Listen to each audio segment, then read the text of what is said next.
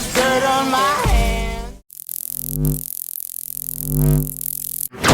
Hello YouTube, Boss Rino. Welcome to my channel. So ito, Pipoy Tandok. 14 pinaka nakakatakot na video sa buong mundo. Aswang huli-huli sa puno ng balete. Ay nako, yari ito. Puno ng balete. Kung natry nyo na ba na makakita ng punong balete ng hating gabi na sobrang laki? Ako natry ko na, nakakatakot. Feeling ko may lalabas na engkanto. So wag natin patagalin, tirahin na natin to bago pa tirahin na iba. Narito na ang mga pinaka nakakatakot na video sa buong mundo. Jack, na hindi ka makakatulog ngayong gabi kapag ito'y natapos mong mapanood. Kaya't magtawag ka na ng iyong mga kasama at sabay-sabay nating panoorin ito.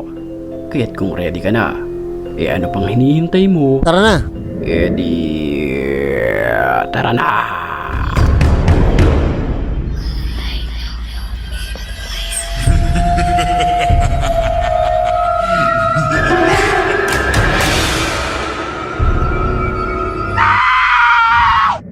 Sa paunang video pa lamang ay talagang kikilabutan ka na sa ating matutunghayan. Alas 3 ng madaling araw nang makunan ng video ang lalaking ito na animoy sinasaniban ng masamang espiritu. Mapapansin natin sa kanyang itsura, ito ay nakanganga at nanlilisik ang mga mata. Gago.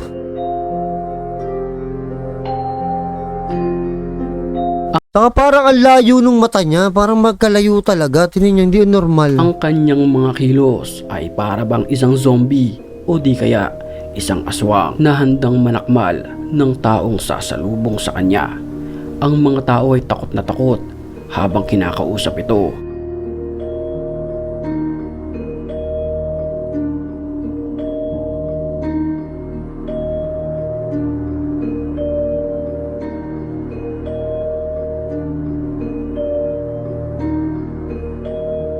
Creepy ng ganyan. Kagating ko tayo ganyan. Isang lalaki ang pumasok sa isang abandonadong bahay na ito.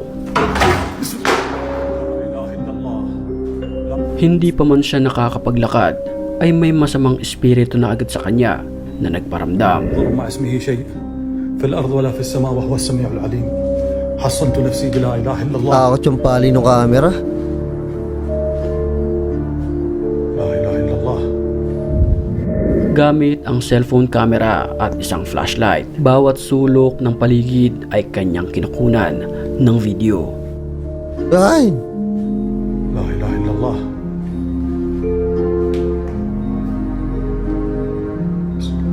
Creepy nung hagdanan. Ay!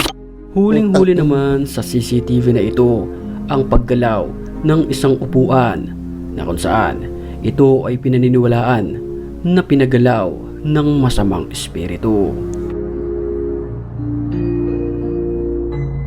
Sa unang pagkakataon ng paggalaw nito ay napatay ang babae hanggang sa bigla itong gumalaw ng mas malayo dahil sa pangyayari na patakbo na lamang ang babae sa opisina na ito. Tatakbo talaga yan.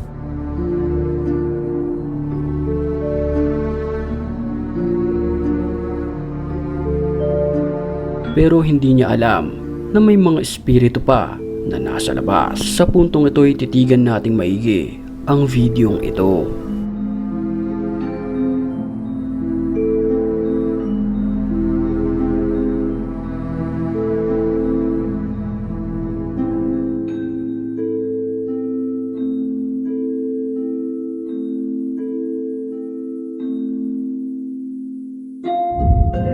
Sa isang abandonadong lugar naman na ito, nagpunta ang lalaking may hawak ng video.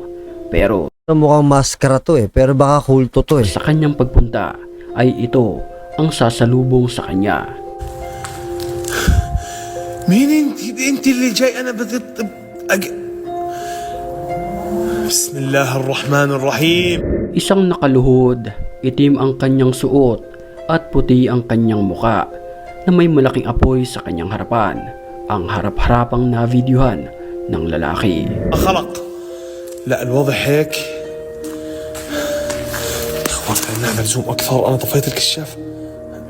طلع طلع طلع طلع طلع طلع طلع. Ayon sa nakararami, posibleng Kala ko malapit siya, malayo pala, nakasumlang. nakamaskara lamang ang nilalang na ito at may mga nagsasabi rin naman na ang nilalang ay posibleng miyembro ng kulto at nagsasagawa ng ritual sa mga oras na iyon. Kulto to. ممكن ترفع وجهك طيب؟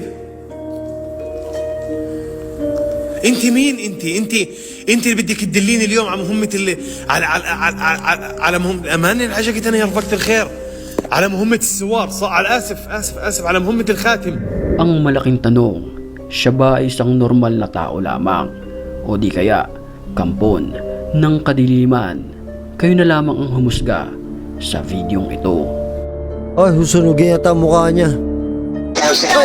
Nakakapangilabot naman ang video na ito matapos makunan ang animoy isang aswang na nakatira sa puno ng balete. Ang laki ng balete. Tak zoom guys biar kelihatan mukanya. Yan ang malaking Nek. balete. Pinjam dulu 100 boleh nggak nek? Sadyang nakakapangilabot ang kanyang itsura. Mapapansin natin na nakasuot ito ng kulay itim. Mahaba ang buhok nito at animoy nakayuko lamang. Mapapansin din ang kanyang muka na hindi normal na tulad natin. Ditakoni jenenge meneng baik guys. Habang nakasakay naman ang lalaki sa motor na ito, napansin niya ang kakaibang nilalang. Kinunan niya ito ng video habang papalapit. Mapapansin natin Lah, na may pagkakahalin tulad ito sa pokong. sa kinakatakutan sa bansang Malaysia na isang pochong na kung saan binabalot ang mga yumao sa puting tela. Creepy. Bago tayo magpatuloy sa video, sa mga oras na ito ay batiin muna natin ang comment ka lang dahil ang may pinakamalulupit na comments, yun ang aking pipiliin.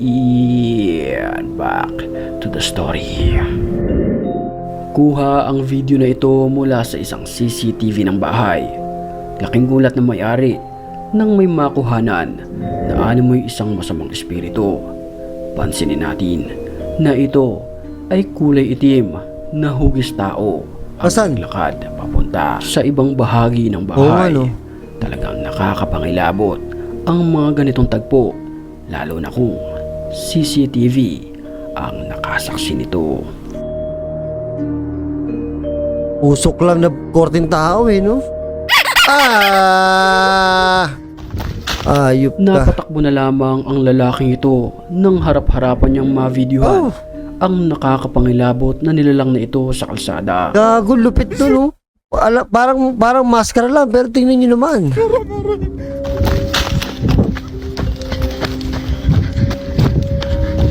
Kung mapapansin natin ang kanyang itsura, para ba itong isang aswang na pagala-gala sa hating gabi? Kaya't ganun na lamang ang takbo ng lalaking nagvi-video.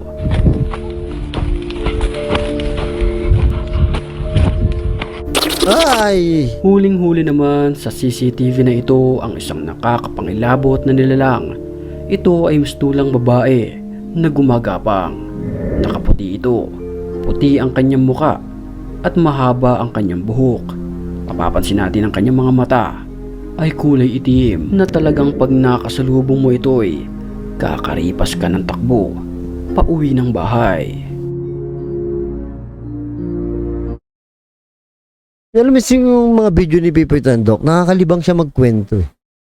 Minsan siyempre may mga maskara na parang scripted lang yung mga multo ng ibang bansa. Sa ibang bansa niya kasi kinukuha yung mga yung mga video. Pero ang galing niya, nadadala niya sa kwento no? Sa mga edit-edit niya talaga.